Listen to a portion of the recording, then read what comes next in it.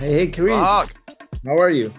I'm good. How are you? Can I ask you what was your first impression when you heard about my tracks that I sent it to you? I thought your productions were really cool. I had Manny check it out, and I was like trying to get him excited. I was like, "Oh, there's like these boys to men backgrounds going on," like, so he liked it. You have like a way stronger tool set going into a pop record than most other people because of your training and your background.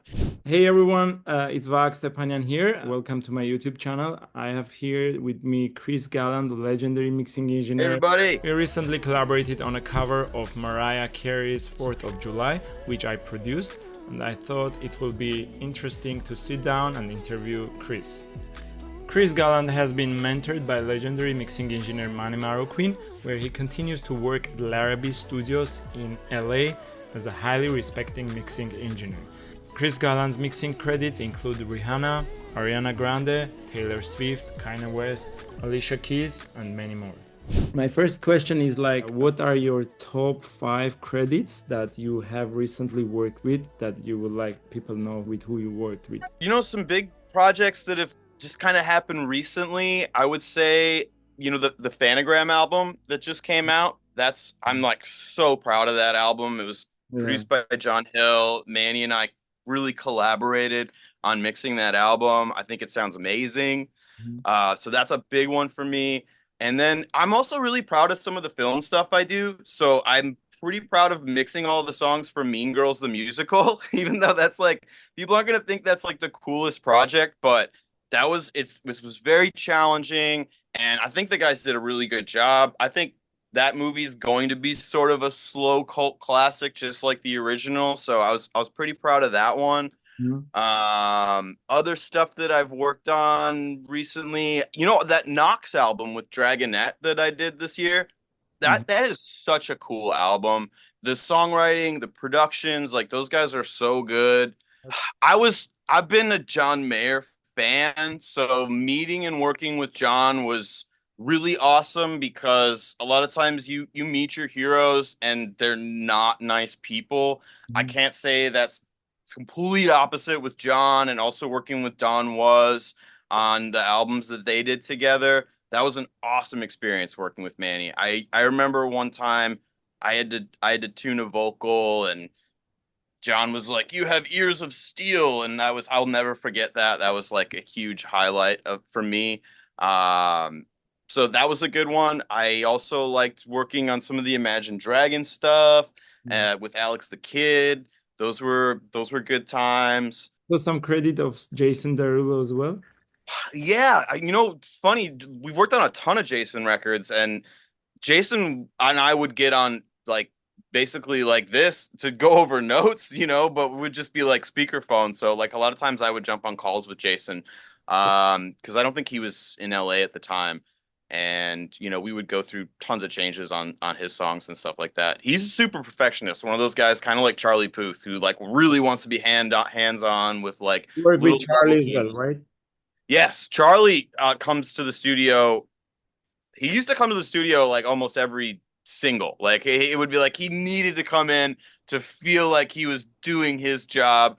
And we'll mess around for hours just and like he'll come up with ideas and stuff. And Awesome. you And know, the main place that you work is like with Manny Marroquin and his studio that you are currently right yeah, now. Larrabee has been my home for like 15 years. Mhm. I started here as an intern, like an unpaid intern. Yeah.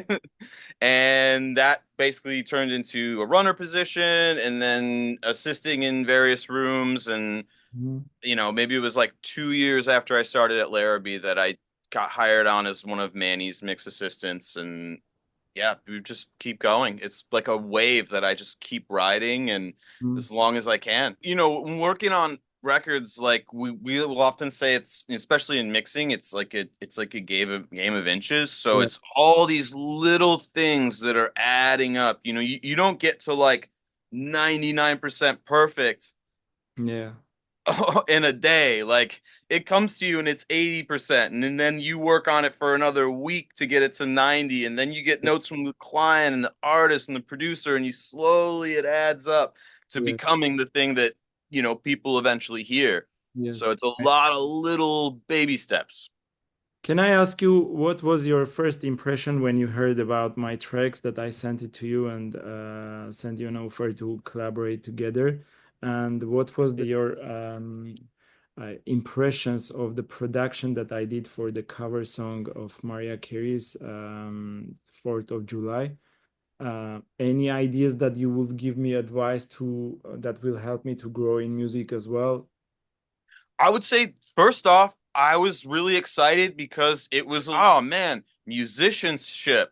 Like, guys that can actually really play instruments. Like Mm. I love stuff like that. I come from a musician background. I went to a music school for 5 years. So to me, that gets me inspired and interested, got me inspired and interested in the project right away. I actually didn't know that was a Mariah Carey cover. Yeah.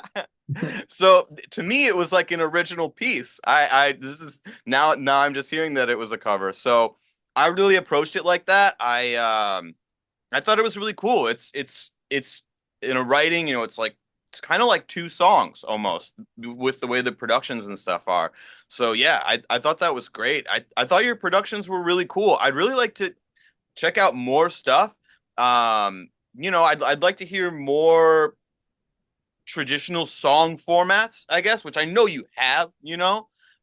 So yeah, that's just So my excited to see. so my main thing that I was trying to do with this cover song is like the first thing that you said about my tracks is jazzy. That's what I like to do as a musician, jazz fusion Yeah. with gospel, jazz, fusion stuff, because I believe the foundation of a great musician, it's always been jazz, classical, gospel. If you play all these genres, then you can be one of the best ones. So, and it's hard to play, it's not easy. But pop songs, I call with four chords, simple stuff, which is Sure, easy yeah. for people to remember, but it does not mean that I can't create those stuff. It's just easy like a butter on the bread. But at the same time, yeah, it has some kind of its own specification, like how you should do. It's not everybody can release a pop song, but what I wanted to show in this track is like when people call me jazz musician, I never studied jazz. Oh Uh, wow. yeah, even people called me that you are so untalented that you will never be able to play jazz. So that's how I started. So now everybody calls me jazz musician, which gives me like, oh, I don't want that people think that I am a jazz musician only. I don't want to limit myself. So that's why I wanted to know also from you your opinion if there is a hope for me that I can be more involved in the pop industry because that's what I want to. I think so. Absolutely. And I think you're right. People who have those skills as whether what you said, classical, jazz, gospel, you have like a way stronger tool set going into a pop record than most other people because of your training and your background. And by the way, heavily R&B influenced as well, for sure on that record. I remember I had Manny check it out and I was like trying to get him excited. I was like, oh, there's like these boys to men backgrounds going on. Like, so he liked it. It was like, you know, Much getting that. exciting. What about the experience about the microphone? So this review was about the Quantum Q47 microphone, which is the highest clone of the version of the U47. Well, Uh, I had a question for you. So the lead vocalist obviously was cut on that mic. yes, Were the backing vocals also cut on that mic? yes. They were. Oh man, I really thought they were different. So No, that's crazy, but obviously that shows how much pairing a singer with a mic yeah. is so important. First off, I thought the mic sounded amazing. I saw your question, so I remember like looking back, I was like, let me see what I EQ'd. I was doing very little EQ on the lead vocal. Okay. So I thought that was like a magical pairing of Yeah, a singer and a microphone. yeah, I mean, like honestly, I'm kind of like a ninja when it comes to like EQing vocals. So the fact that I like didn't do much EQing more than like maybe taming a little low end and adding a little yeah. air means that was like a perfect marriage. I did find myself having to try a little harder on the background vocals to Mhm. get them to have that same presence and air in the top end. So in my mind, I was thinking, oh, these must not be the same mic. but now I know they were, and it's just obviously the lead vocalist has just more presence that's being captured on that. And yeah, it definitely felt like a U47 kind of airy top end. I thought it was a really great mic. I Yeah. like literally the lead vocal sounded so good to me that I was like, oh wow, okay, I'm gonna do some cool effects that I like and some like I ended up using that L Ray as like one of the main compressors. And What do you think about the acoustic audio plugins? so first of all, with a piece of software, it takes me a while to get to know it. Okay, yeah. And so I've been, they have a massive catalog. So I have tried three of the like 100 plugins that they have. And honestly, I've been pleasantly surprised. I was using the L Ray on something last night, and I was almost like trying not to like it, but I kept putting it back on because it was just like this super over processed vocal.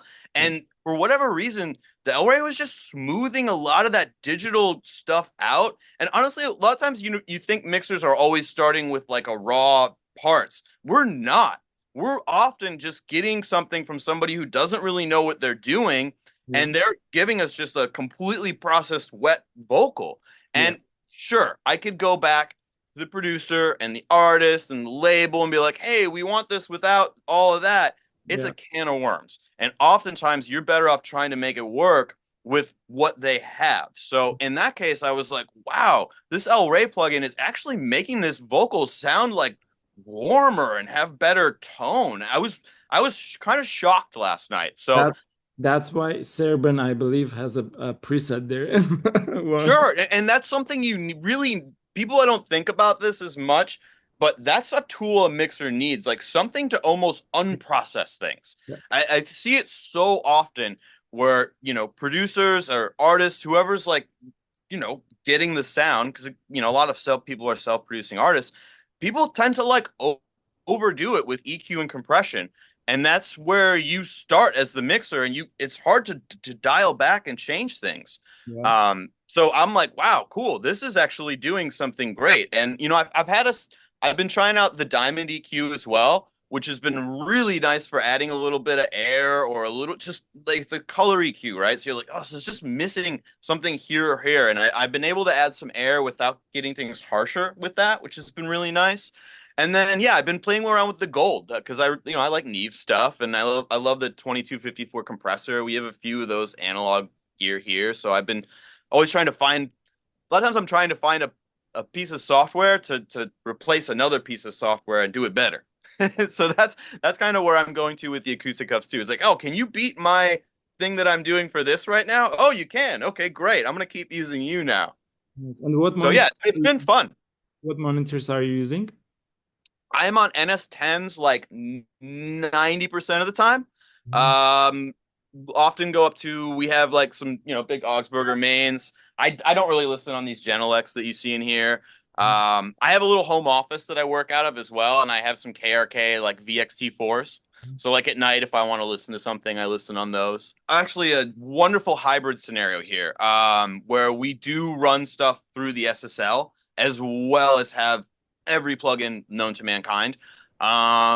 But I don't think that there's so much like you have to use outboard gear or it's just really adding more colors to your palette. So, on this track it was more about just kind of almost sort of just summing through the SSL because I was playing around with some Acoustica stuff. I didn't really use any outboard gear on this mix, but it was just a matter of running it through the desk. Awesome. My final question was like when you did the bones and ready for the mastering, that was my first ever experience, even though I worked with many mastering engineers, including Chris Geringer, Randy Merrill, Evren Goknar from Capitol Records. But I never saw like bouncing with for a mastering very loud. When I heard, I was like, there is something like mastering plugin on the master bus, you know? I was not sure if Dave Kutch is gonna be able to master. And what was when I heard that, I was like comparing. I was shocked. I was like, wow, really wow. Because for me, it was sounding very smooth. Like something happened during the mastering. Definitely, it was sounding like kind of a bit reverby.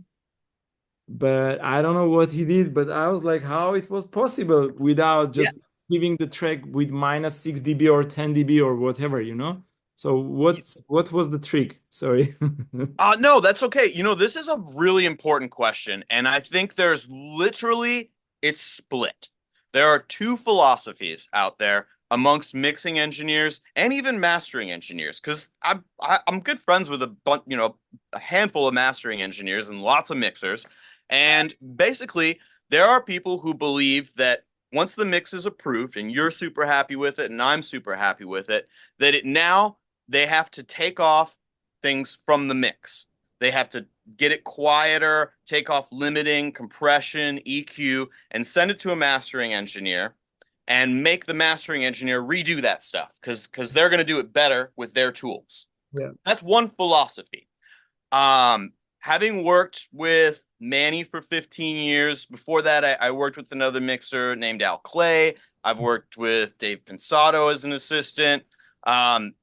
I'm very on board with Manny's philosophy in that the mastering engineer is going to master the mix that you approved. He is not going to go in and take off his limiter and his compressor and bring it down to a certain level and then have the mastering engineer. I'm going to match Manny's compression and Manny's limiter because you know what? It's going to be different. Yeah. And if you and I mean, just think about like a snare drum, like the snare on this record, like everything that I do on the stereo bus, if it's a half a dB of EQ or a half a dB of limiting, that's affecting that sound. And I'm mixing through that. So if I'm gonna at the very end, if I'm gonna bypass the limiter I have on the stereo bus so that the mastering engineer now is gonna be like have to put a different limiter on. I think a lot of people think that mastering engineers are using a different set of tools than mixing engineers. They're not. We all have the exact same tools at our disposal. I was talking recently with one of another mixing engineer, and he said, "Man, I don't believe that it was possible because definitely Chris, if he worked in the past with Dave Kutch, then that means they came in an agreement on the phone later to say, hey, send it back minus 10 dB that I can master. They did not mention to you as a producer." I'm like, man, are you kidding me? No, and listen, some mastering engineers, we run into this sometimes with some guys. They're very insistent on having some headroom and wanting to do their own thing. I'll tell you, Manny is never sending a mix to mastering and taking his limiter off the stereo bus. That's never happening. The only time that's happening is when the mastering engineer or the label or somebody says, "Hey guys, the mastering engineer is requesting a lower level version." And oftentimes that's not as simple as just bypassing the limiter at the end of your stereo bus. Yeah. If you just bypass the limiter on your end of your stereo bus, you may just be making your mix clip more. Yeah. I've seen that with Spike Stent mixes where he'll send one out that's like, here's Spike's mix and Spike's limited mix. The non-limited mix is louder and more distorted. And you're like, okay, well, if you want me to just take off the limiter at the end, what you're actually giving the mastering engineer is a more distorted, louder mix.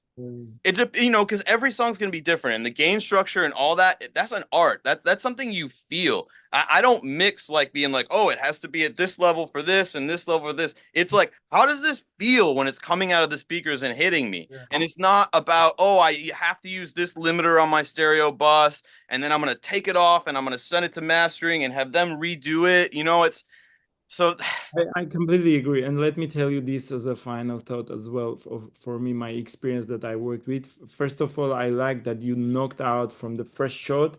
I was like, okay, I don't have any comments to correct. Yeah. I love that. Same happened with Josh Godwin as well that I worked with. I was like, he said, let me know what to correct. I was like, I don't have, yeah, there are like small things like, yeah, let's go deeper for this as well. But first, the reaction was like, no, big respect, whatever I got. But I agree also that I'm glad that I gave you some, if you remember, I gave you all in one guide as a track that. Oh, no, that's you guys have to understand how important your reference mix is to the mixer. That's the map. So I'm never going to find the treasure chest without it. Yeah, but it made me happy and sad as well. I was like, he followed fully for my guide, which was, there is no surprise sometimes when I send it for mix. And then I hear, I'm like, is this the song that I produced? Because it sounds completely wrong direction that I was. Sure, yeah. If I don't get to hear, I have to be able to hear the song how you heard it in your studio. There was That's no absolutely essential. any surprises for me. I was like, wow, this is perfect. This is awesome. But at the same time, I was like, I don't want to give a pressure to say, hey, follow only to my direction, because I always like also to have the input from the mixing engineer. Sure, sure. I was like, but overall, I was super happy, and I really appreciate you for this collaboration that we came together and make this happen. Yeah, my pleasure. It was fun. I will leave the track link on the description below for them to check out. This has been a fun project, and I can't wait to do some more stuff with you. So, yeah, I'm happy to be here. Me as well. Thank you so much for this time. My pleasure. We'll talk soon. Cheers. Sounds Bye-bye. great. Take it easy.